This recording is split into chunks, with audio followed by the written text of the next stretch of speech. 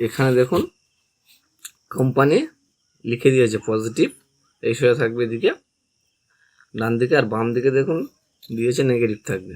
অনেক সময় company sticker মারে কিন্তু নেগেটিভ পজিটিভ চেঞ্জ হয়ে যায় অনেক সময়।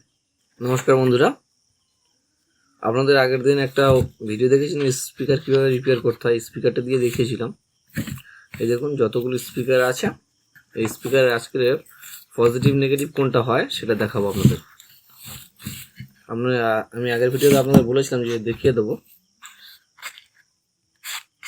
যারা দেখেননি তারা এন্ড স্ক্রিনে দিয়ে দেবো, ভিডিওটি দেখে নেবেন কী করে রিপেয়ার করতে হয়। তো আসুন মূল ভিডিওটি আজকে দেখাই। আজকে মূল ভিডিও হলো এর পজিটিভ নেগেটিভ কীভাবে বের করতে হয়। দেখুন এখানে দেখুন কোম্পানি লিখে দিয়েছে পজিটিভ, এই সোজা থাকবে এদিকে ডান দিকে, আর বাম দিকে দেখুন দিয়েছে নেগেটিভ থাকবে।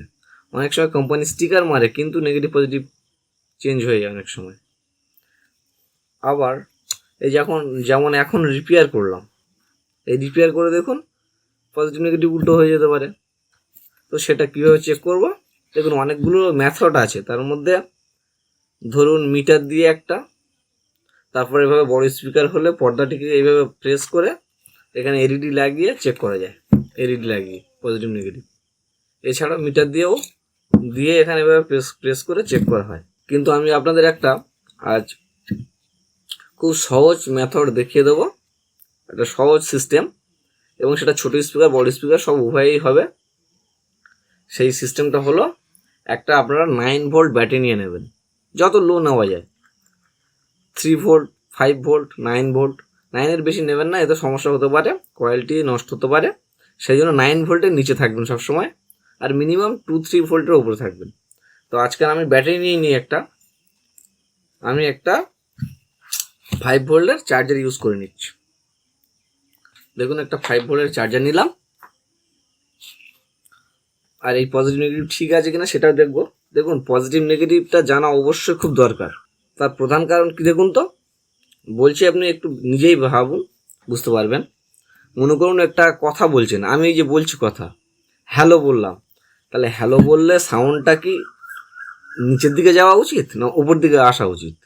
নিশ্চয়ই সামনের দিকে ঠেলা উচিত। তাহলে যদি সাউন্ডটা হ্যালো বলে সামনে না ঠেলে ভিতর দিকে চেপে দেয়, তাহলে সে সাউন্ড কেমন হবে? এই জন্য অনেক সময় প্লাস মাইনাস ঠিক না জানার জন্য আমাদের সাউন্ড ক্লিয়ার হয় না। এই কারণে পজিটিভ নেগেটিভ অবশ্যই জানতে হবে। এটা একটা ভালো সাউন্ডের জন্য একটা মুখ্য উপায়, যে পজিটিভ নেগেটিভ দেখে জয়েন করা বা অ্যাম্প্লিফায়ারের সাথে যুক্ত করা। এটা প্রচণ্ড প্রয়োজনীয় একটা জিনিস। অনেক সময় পজিটিভ নেগেটিভ আমরা দিই না, কিন্তু তবু সাউন্ড হয়। এবার দেখো 3টে দিলাম, কোনোটা ঠিক দিলাম, কোনোটা ভুল দিলাম, কারো সাউন্ড ঠিক হচ্ছে, কারোটা ভালো হচ্ছে না, এরকম ব্যাপার। এবার বলতে পারেন যে উল্টো দিকে গেলেও তো আমরা বক্সের নিচের স্পিকার থেকে সাউন্ড পাবো, কিন্তু দেখুন ডিরেক্টলি সাউন্ড পাওয়া আর পেছন দিকে গিয়ে সাউন্ড হওয়া একই তো হয় না, না? সেই জন্য আপনাদের জানতে হবে। এবার দেখুন আমি একটা চার্জার ইউজ করে নিয়েছি, চার্জারটা 5 ভোল্টের, আপনাদের সামনে দেখাচ্ছি। দেখুন মাল্টিমিটারের 20 ভোল্টে সেট করলাম ডিসিতে। এবার দেখুন আমি এটা আপনাদের দেখাচ্ছি।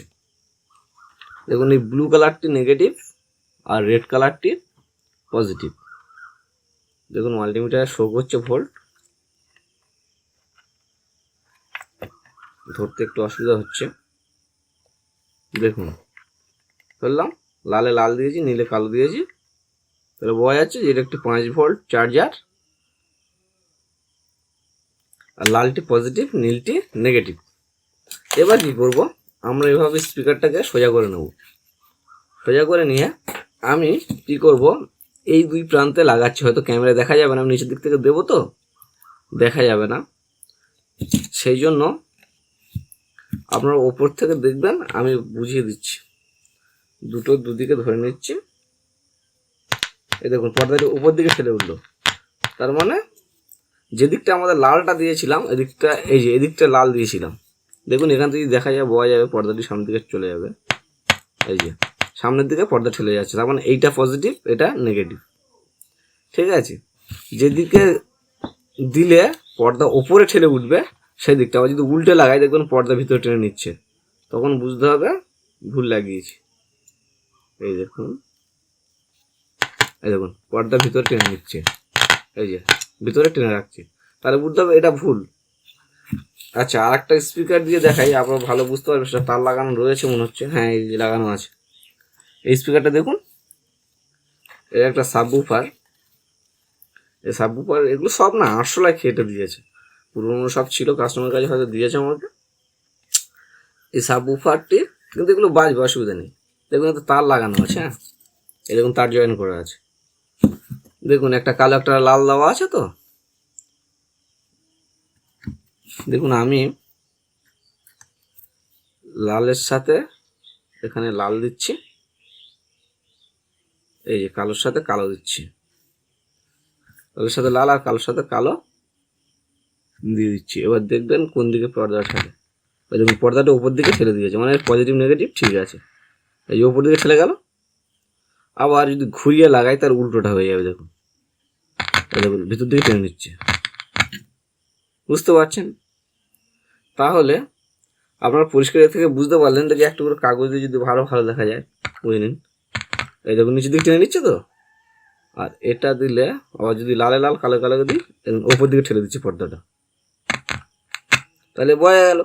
তাহলে পজিটিভে পজিটিভ আর নেগেটিভ নেগেটিভ, অর্থাৎ আপনারা যখন ভোল্টেজ দেবেন 5 ভোল্ট দেন আর 9 ভোল্ট দেন, পর্দা যদি উপর দিকে ঠেলে যায় তাহলে বুঝতে হবে যেদিকে পজিটিভ তারটি আপনারা ঠেকিয়েছেন সেদিকে পজিটিভ লাইন হবে, আর যেদিকে নেগেটিভ ঠেকিয়েছেন নেগেটিভটা হবে। যদি তার উল্টো রিয়াকশন করে তাহলে জানবেন ভুল দিয়েছেন।